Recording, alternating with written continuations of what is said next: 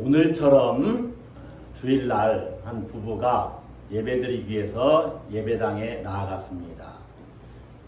아침에 날씨가 맑아서 우산을 가지지 않고 같이 걸어서 오손도손 예배당을 찾았어요. 예배당에 들어가는데 그 맑던 그 날씨가 갑자기 흐려지더니 비가 주룩주룩 내리기 시작하는 것입니다. 자, 아내되는 안집사님, 우리 교회 안집사님이 계신데 아내되는 안집사님, 또 남편된 박집사님, 박갓집사님이니까 아내되는 안집사님이 아유 여보 이렇게 비가 오니 어떻게 우산도 안 가져왔는데 박집사님 뭐라 그래요? 걱정하지 마. 예배드리고 우리가 갈 때는 비가 안 올 거야. 안집사님이 뭐라 그러겠어요? 아유 당신 참 믿음이 좋구만. 따라서 합시다. 믿음이 좋구만. 자, 여러분, 비가 오지 않을 것을 믿는 것도 믿음일까요? 믿음이 아닌가요? 믿음인가요? 비가 오면 어떻게 하겠어요? 끝났는데. 자, 오늘은 믿음이 뭐냐를 한번 같이 나눠보려고 합니다. 제가 예전에 설교하는데 어느 우리 교회 성도님인데 목사님 요즘 설교의 주제는 다 믿음인 것 같아요. 그렇게 말씀을 하신 분이 있었어요. 사실 그때는 저도 야 그리스도인으로 산다는 것은 믿음으로 사는 것이구나를 계속해서 묵상하고 그게 깨달아지던 때였거든요. 그러니까 설교의 내용이 믿음이 뭐냐, 믿음으로 사는 것은 뭐냐, 그런 내용으로 본문은 다 다른데 다 믿음으로 사는 사람들의 이야기였어요. 자, 교회에서 가장 많이 쓰는 말 중에 하나는 믿음이라는 말입니다. 그래서 여러분들도 이렇게 이야기 하실 수 있으셨는지 또 그렇게 말씀하시는지 모르겠어요. 아, 그분 믿음이 정말 좋아. 자, 우리 한번 옆에 분 보고 믿음이 참 좋습니다. 한번 합시다. 믿음이 참 좋습니다.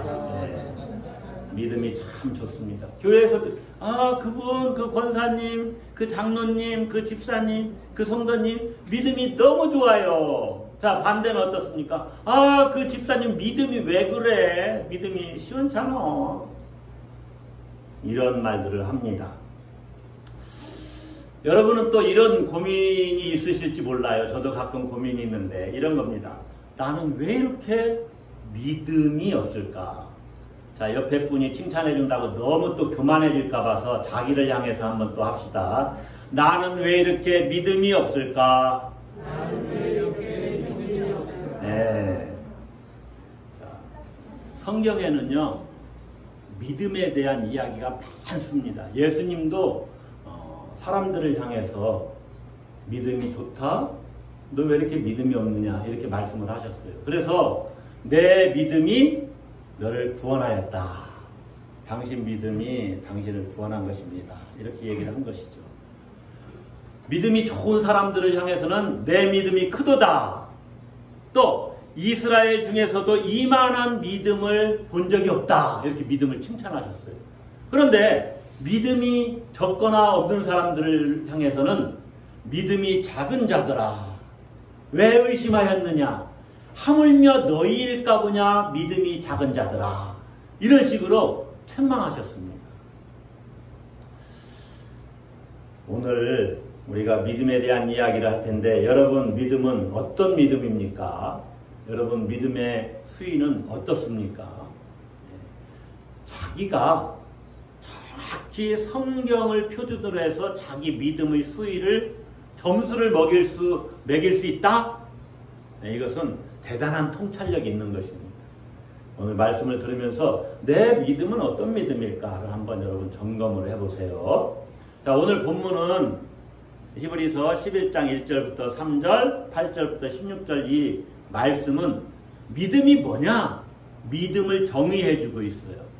믿음의 본질이 뭔지를 이야기하고 있어요. 그리고 믿음으로 사는 것은 무엇이냐?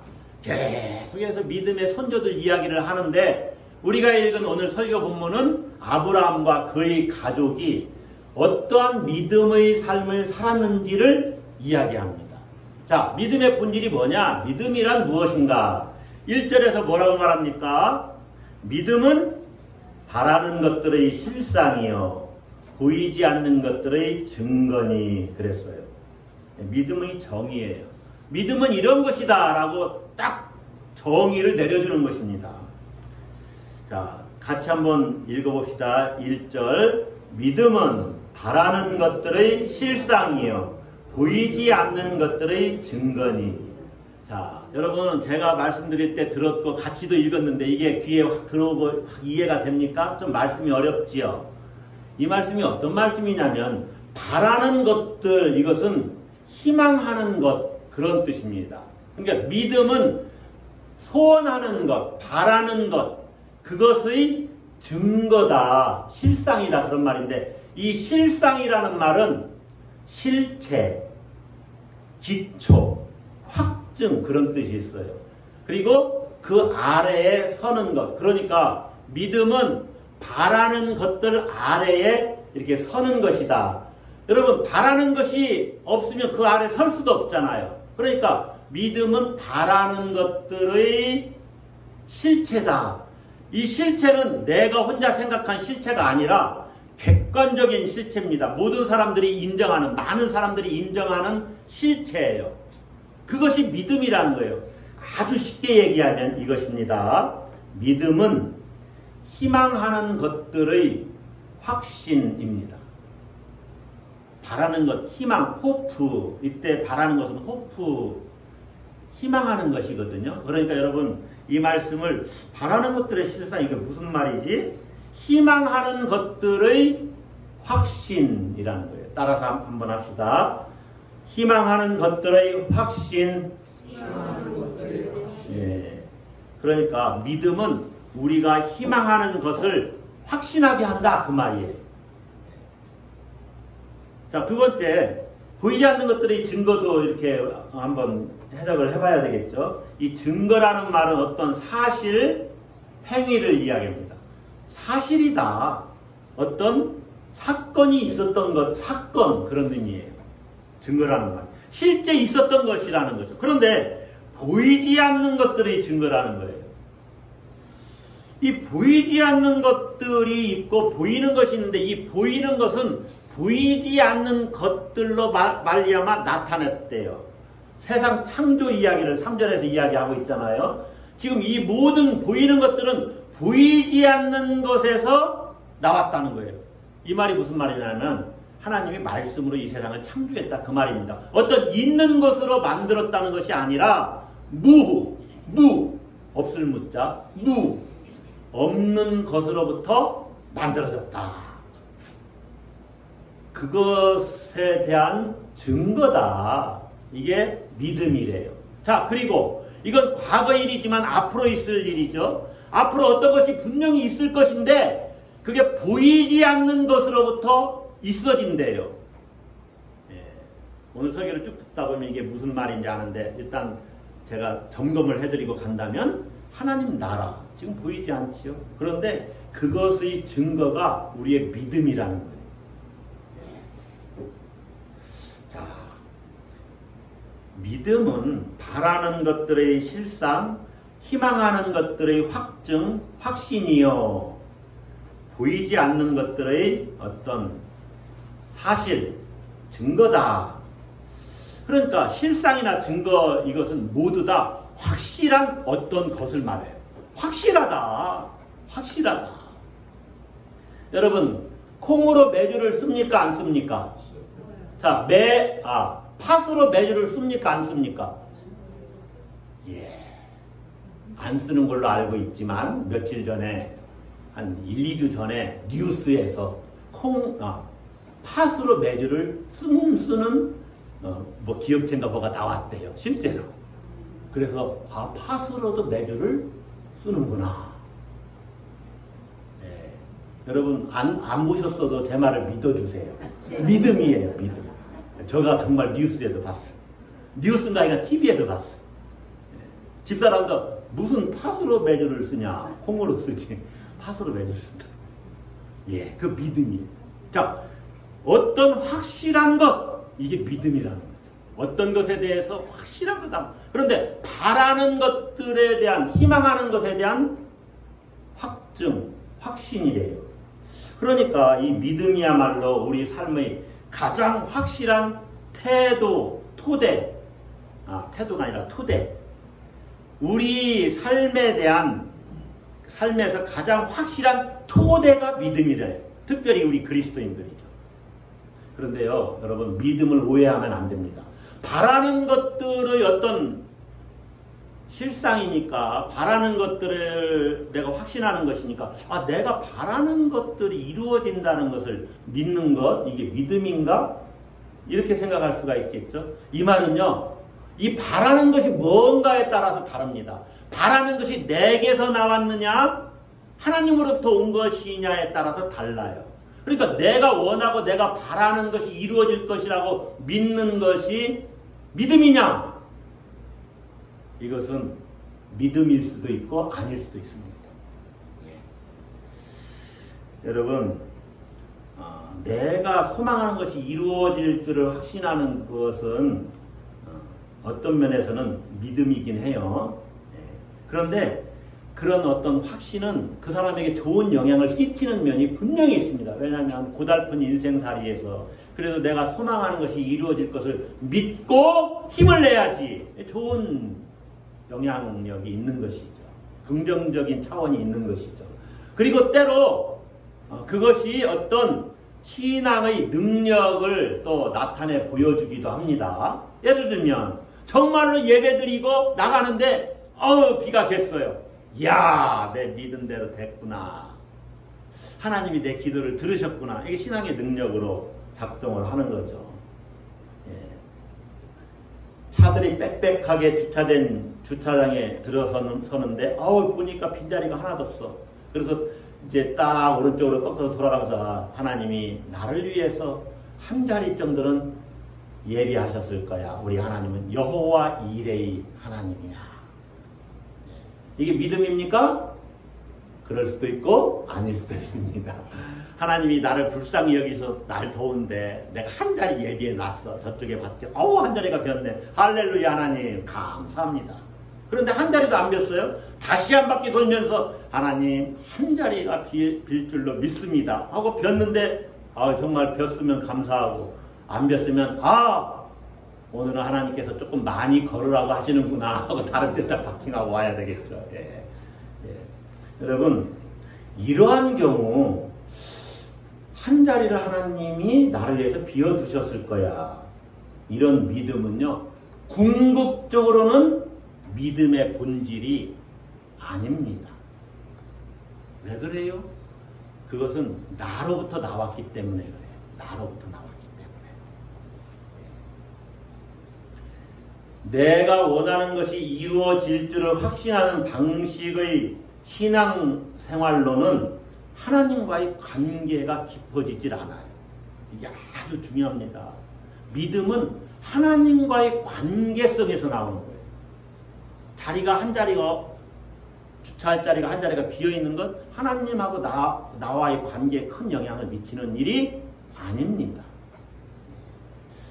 예전에 지금도 아마 미국에서 목회하고 계시겠죠. 조엘 오스틴 목사님이 긍정의 힘이라는 책을 쓰셨는데 세상 사람들이 어떤 삶의 매혹될 만한 그런 삶의 조건들을 하나님께 간구하고 그 문제가 해결되리라는 확신을 얻는 긍정적인 삶의 태도, 이것이 기독교 신앙이다 이렇게 주장을 하셨어요. 네. 문제는 삶의 어떤 매혹될 만한 그런 조건들을 내가 하나님께 구하는 거예요. 그것이 이루어질 줄 또 믿는 거예요. 여러분, 그것이 진짜 기독교 신앙에서의 바른 믿음인가요? 아니라는 겁니다. 그 목사님이 정말로 성도들 듣기 좋은 쪽으로 말씀을 몰아가고 있는 거예요. 그것은 신앙의 본질이 아니에요. 아까 좋은 면은 말씀드렸죠. 우리가 힘을 얻고 세상을 능력 있게 살아가기 위해서는 그런 것도 필요하지. 네, 좋습니다. 그러나 그렇지 않을 수도 있어요. 믿음의 본질은 그런 것이 아닙니다. 여러분, 자기가 원하는 것이 이루어질 줄을 확신하는 방식으로는 그런 생각으로 신앙생활을 하다 보면 하나님과의 관계성이 깊어지지 못해요. 예를 들면은 게임기 사달라고 엄마한테 막 조릅니다. 자기가 원하는 거죠. 엄마가 마지못해서 게임기 사줬어요. 이야, 내가 원하는 것이 이루어졌어. 그렇게 기뻐하고 즐거워하는 어린아이들, 그 상태에 머물러 있는 것은 아주 정말로 초보신앙이죠. 신앙의 철부지와 같은 상태입니다. 철부지 어린아이 상태로 이렇게 머물러 있으면 신앙의 균형 감각을 잃어버리게 돼요. 그리고 그 신앙이 왜곡됩니다. 하나님을 마치 내가 원하는 것을 다 들어주시는, 그야말로 우리나라에서 전통적으로 이야기하는 도깨비 방망이와 같으신 분으로 오해할 수가 있어요. 하나님은 그런 분이 아닙니다. 내가 원하는 것 때로는 들어주시기도 하지만 때로는 절대 안 들어주시는 것도 있어요. 하나님이 주인이시지 내가 주인이 아니에요. 그럼 믿음이 뭐냐? 믿음은 하나님과의 관계의 문제예요. 따라서 한번 합시다. 하나님과의 관계의 문제다. 그러니까 자기가 바라는 것이 이루어졌느냐 이루어지지 않았느냐의 관점이 아니라 성경이 말하는 믿음은 하나님과의 관계의 문제라는 거예요. 자, 바라는 것들은 뭐냐면 보이지 않는 것입니다. 1절을 보시면 바라는 것은 보이지 않는 거예요. 왜냐하면 그것은 어떤 면에서 내가 믿음으로 그것을 바라본다, 기대한다 하는 것은 그것은 미래적인 거예요. 미래적인 거. 그러니까 믿음은 현재 내가 믿음을 갖고 있지만 이 미래에 어떤 것이 이루어질 것을 내가 믿는 거예요. 그러니까 믿음의 내용은 미래적인 것입니다. 그러나 이 토대는 이미 과거에 이루어진 것들이 있기 때문에 그래요. 말씀이 좀 어렵죠. 믿음은 현재적이지만 믿음의 내용을 내가 믿는 것은 미래적인 것이고 그 토대는 이미 이루어진 것들이 있어요. 이게 뭐냐? 예수 그리스도의 십자가 사건이죠. 예수 그리스도 십자가 사건을 믿는 믿음으로 내가 현재 믿음을 갖는데 앞으로 어떤 것이 이루어질 것을 믿는 겁니다. 그래서 우리가 바라고 희망하는 구체적인 내용은 하나님의 그 부르심, 하나님의 약속에 대한 우리의 반응, 우리의 응답이에요. 하나님의 부르심, 하나님의 약속에 대한 우리의 응답, 우리의 반응이 믿음이에요. 그것을 다 명심을 해야 돼요. 나 혼자 내 속에서 일어나는 어떤 마음의 어떤 욕구를 가지고 이게 이루어질 것이라고 믿는 것은 뭐 기도하면 하나님도 들어주실 수 있죠. 그러나 그것이 믿음의 본질은 아니다. 자, 그러면 이제 믿음으로 산다는 것은 뭐냐? 아브라함 이야기를 지금 8절부터 하고 있죠. 믿음으로 산다는 것은요, 첫 번째는 하나님의 부르심에 순종하며 사는 것입니다. 자, 하나님이 부르셨어요. 이건 하나님이 하신 일이죠. 거기에 우리가 어떻게 응답하느냐? 순종으로 응답하는 거예요. 자, 8절을 보세요. 믿음으로 아브라함은 부르심을 받았을 때 갈대우르에서 너는 너 고향 친척 아비 집을 떠나서 내가 너에게 지시할 땅으로 가라 라고 이렇게 부르심을 받았죠. 그때 순종하고 고향을 떠났어요. 장래의 유업으로 받을 땅에 나아갈 때 갈 바를 알지 못하고 나아갔다. 어디로 가는지도 모르고 그냥 어디로 갈까? 서쪽으로 가자 하고 가는 거예요. 하나님 바라보고 가는 거예요. 그게 믿음으로 갔다는 거예요. 자, 하나님의 부르심에 대해서 내가 순종하는 것, 그게 믿음입니다. 그렇게 사는 것, 믿음의 삶이죠. 여러분, 아브라함이 가나안에 가서 부자가 되겠다는 욕망이 있어서 길을 떠난 것이 아닙니다. 그냥 하나님 부르심에 길을 나선 거예요. 순종한 거예요. 그리고 그 부르심과 약속을 꽉 붙잡고 살았어요. 이게 믿음의 삶입니다. 자, 두 번째로 아브라함의 믿음은 또 오늘 아브라함과 그 가족들 이야기를 하지요. 두 번째로 아브라함 믿음은 이런 것입니다. 하나님의 약속을 믿고 기대하며 사는 것입니다. 약속을 믿고 그것을 기대하면서 사는 거예요. 이것은 그 아브라함에게 너 몸에서 날 자가 네 후손이 되리라. 너와 사라 네 아내 사이에서 태어날 사람이 너의 후손이 될 것이다. 다메섹 사람 엘리에셀이 아니라 그렇게 말씀을 하죠. 그런데 그 당시는 이들의 출산 시기는 이미 훨씬 지났어요. 아들을 낳을 수 없는 상태입니다. 생물학적으로. 그런데 그들은 하나님이 아기를 자기들을 통해서 주실 것으로 믿었다는 거예요. 믿었다. 이게 아브라함의 믿음입니다. 무슨 얘기입니까? 약속을 하나님이 약속하셨으니까 약속을 믿고 기대하면서 사는 거예요. 이것이 이들의 믿음을 가리켜 희망하는 것들의 실상, 희망하는 것들의 확신이라고 말을 하는 거예요. 오늘 제가 본격적으로 여러분과의 믿음으로 사는 것을 나눌 내용은 이 세 번째입니다. 세 번째는 두 번째 말과는 비슷해요. 무엇이냐? 믿음으로 산다는 것은 뭐냐면 바라는 것들을 확신하고, 이건 약속입니다. 보이지 않는 것들이에요. 바라는 것들을 확신하고, 이게 믿음이죠? 그것을 이렇게 바라보면서, 아까는 기대하며 사는 것이라고 했는데 사실은 2번과 3번이 거의 말은 같아요. 그런데 그것을 이렇게 사모하면서 사는 거예요. 바라는 것을 확신하고, 이 바라는 것은 보이지 않는 것들인데 내게로부터 온 것이 아니에요. 하나님의 약속입니다. 이게 하나님이 주신 약속을 이렇게 바라보고 그것을 기대하고 사모하면서 사는 삶, 이것이 믿음으로 사는 삶이에요. 여러분, 아브라함을 믿음의 조상이라고 그러죠. 아브라함이 믿음의 조상이라고 불리는 이유는 크게 보면 아브라함이 어떤 믿음을 이렇게 보여줬는지 크게 보면 세 가지 사건 때문에 그래요. 아까 첫 번째 갈대아 우르를 떠났고 중간 그 기착지인 하란을 떠나서 이 가나안까지 가지요. 이게 아브라함의 믿음입니다. 첫 번째, 부르심에 순종한 거죠. 두 번째는 아브라함과 사라의 믿음이죠.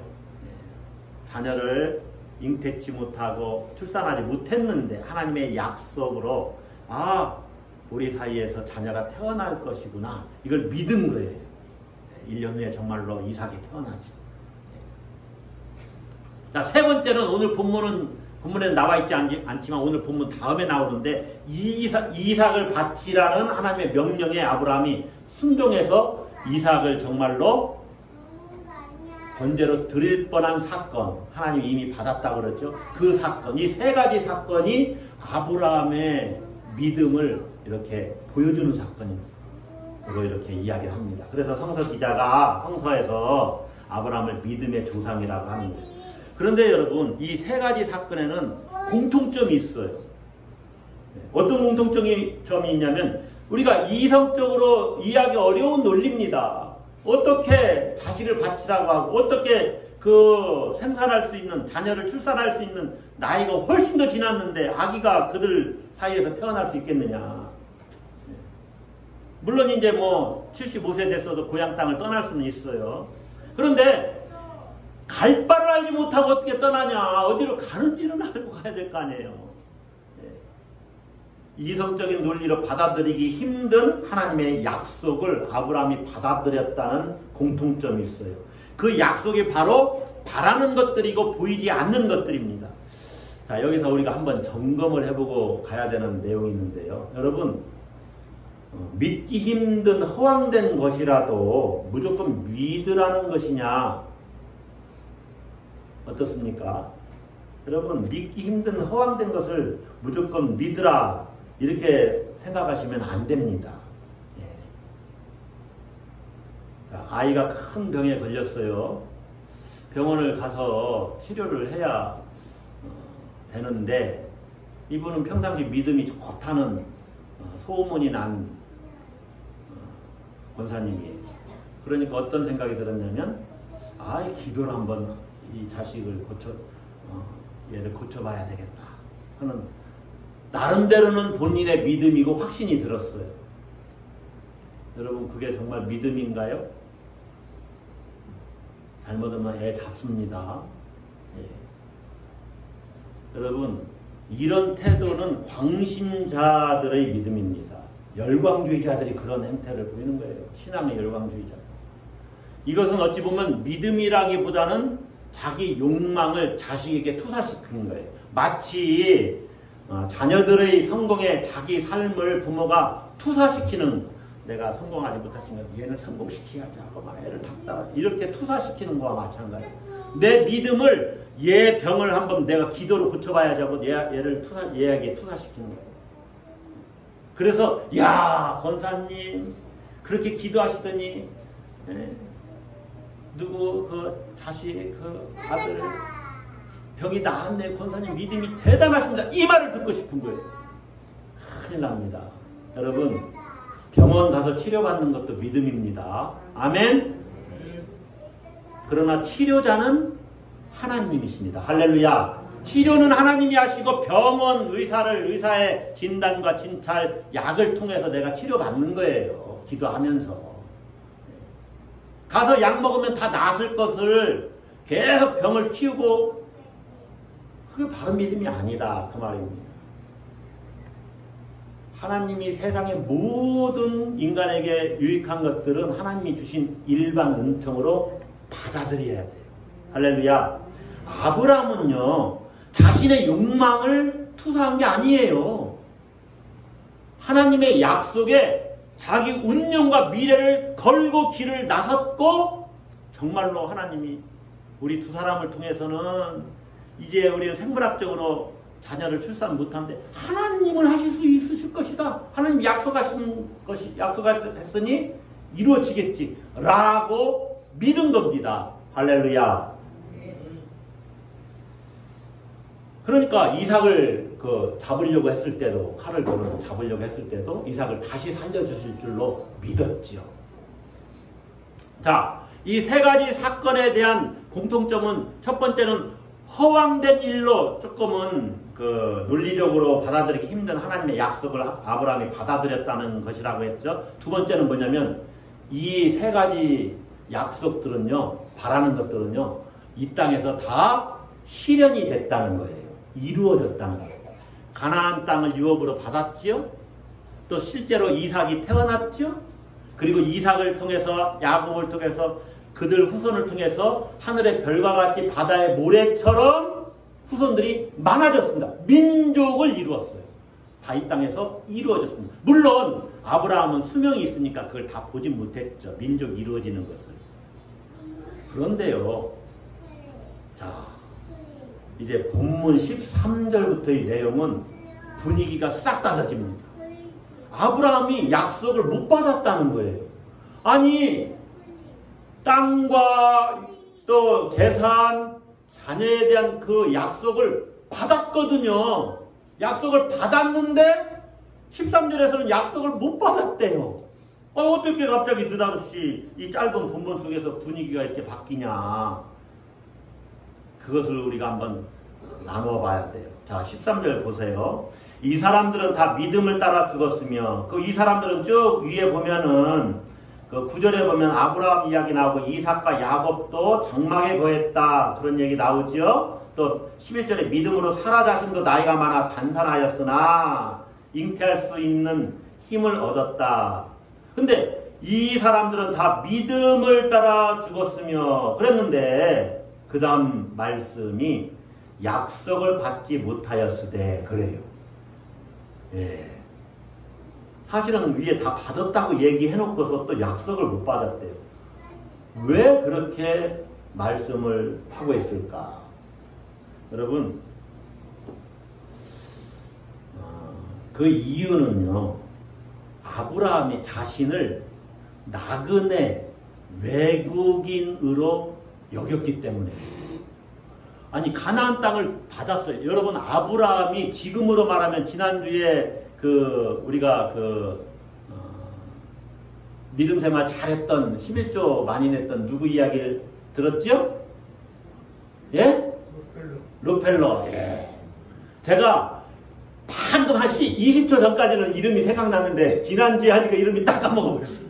록펠러 이야기를 했어요. 지금으로 말하면은요, 록펠러 이상의 거부가 된 겁니다. 여러분, 아브라함이 조카 롯이 사로잡혀 갔을 때 군사 몇 명을 데리고 갔어요? 집에서 기르던 군사. 318명입니다. 세상에 개인이 군사 318명을 데리고 가서 왕의 군대를 치고서 롯을 구출해 왔어요? 그리고 군사만 있었겠습니까? 얼마나 많은 식솔들이 있었겠어요. 그만큼 성공한 사람입니다. 자수성가한 사람이에요. 그리고 믿음은 또 얼마나 좋아요. 그러니까 세상 사람들이 다 부러워할 만한 사람이에요. 그러니까 아브라함에게 약속은 다 이루어졌어요. 그런데 약속을 받지 못했다고 하지요? 왜 그러느냐? 자기는 나는 나그네입니다 라고 자기 정체성을 그렇게 자리매김했기 때문에 그래요. 땅과 재산과 후손을 얻었지만 여전히 나그네, 외국인이라고 인식하면서 살았다는 거예요. 이 말은 무슨 말입니까?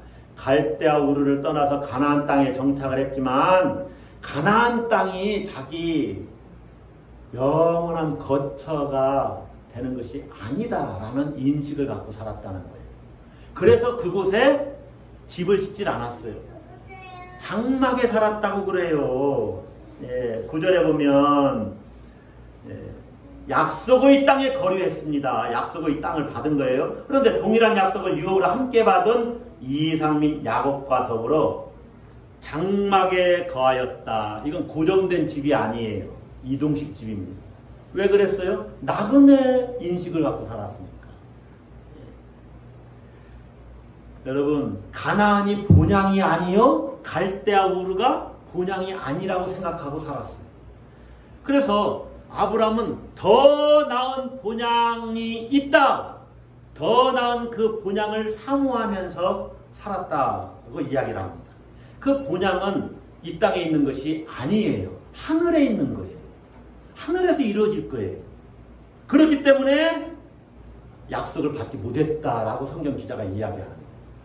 이 더 나은 본향은 하나님이 예비하신 한 성입니다. 그래서 16절 끝에 하나님께서 그들을 위하여 한 성을 예비하셨느니라.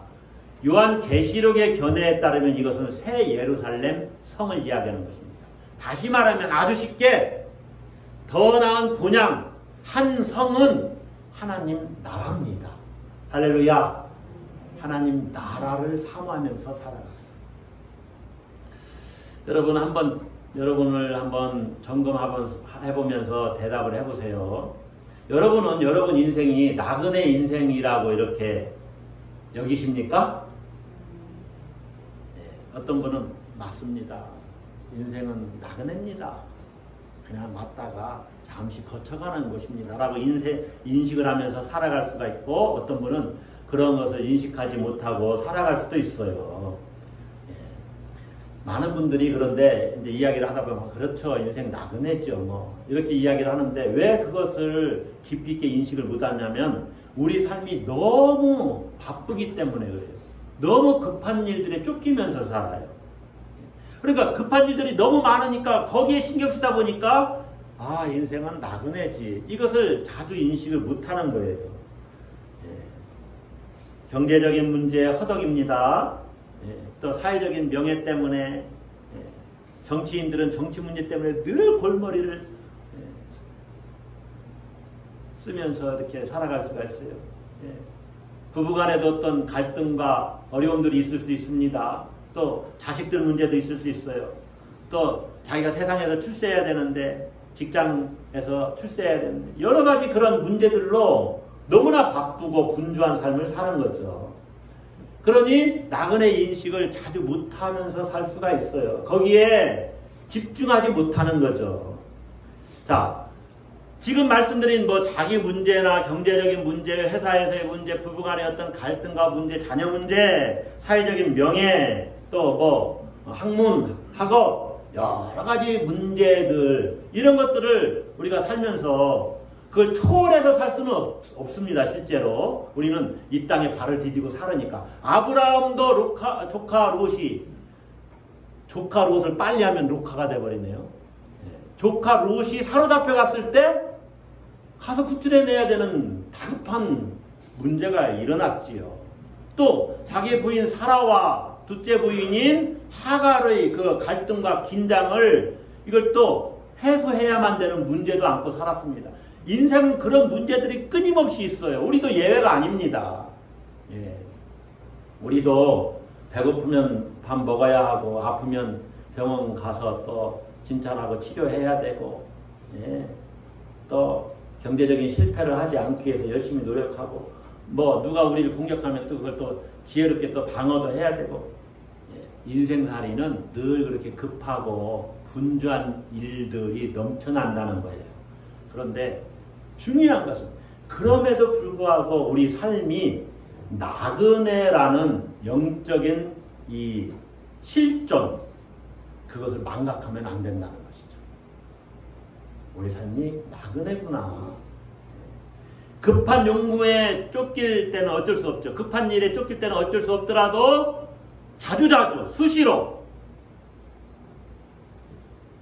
기회를 얻는 대로 이 영적 실존을 정확히 인식하는 이 중심으로 돌아와야 돼. 이것이 영성이죠. 영성. 아, 인생은 나그네야. 자, 영적인 실존이 나그네라는 말은요, 우리 삶이 이 실존 자체가 잠정적이고 일시적이라는 이야기입니다. 그렇지 않습니까, 여러분? 모든 것이 다 잠정적이고 일시적입니다. 이 세상에 있는 것들.